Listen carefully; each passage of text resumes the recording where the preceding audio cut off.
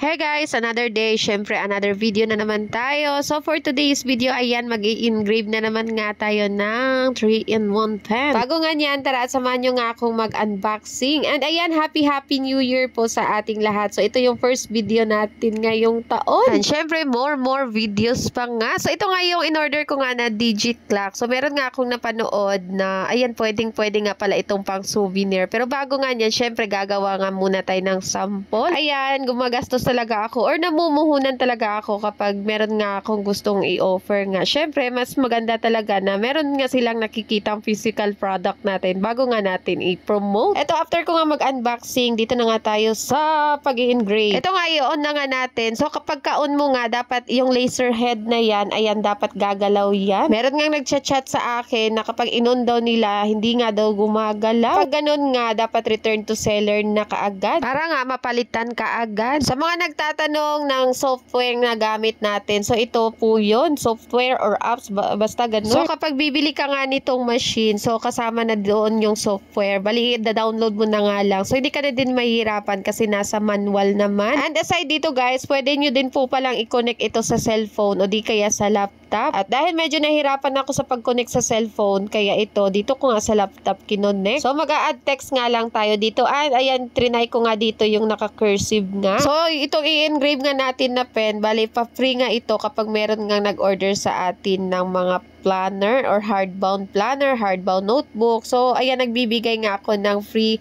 customized ball pen. Going back nga, after ko nga mag-add ng text, so before nga tayo mag-proceed sa pag-engrave, so ayan, pwede nyo pong i-preview position para malaman nga natin kung tatama nga yung laser light dito sa ating pag-i-engravean para nga malipat pa nga natin. So, kapag hindi pa nga okay, preview position ulit, then stop, or ayan, lipat na naman. So, kapag okay na nga yung okay na nga yung formation niya or tatama na talaga yung laser light dyan sa pag-i-engravean nga natin. So, pwede nyo na nga pindutin yung start. Sa isang pen nga, bali aabot nga siya sa mga 3 minutes bago nga matapos yung pag-i-engrave. Pero nakadepende pa rin kung gaano kahaba nga yung name. Pero mostly talaga is nasa 3 minutes pataas nga siya. Fast forward nga, ito natapos na nga nating lahat i-engrave. Ayaw pa nga makisama nitong cellphone ko kasi ayan, nagbe-blurred nga siya. Hindi nga siya nagfo-focus. But still, ayan, sobrang ganda ng kinalabasan.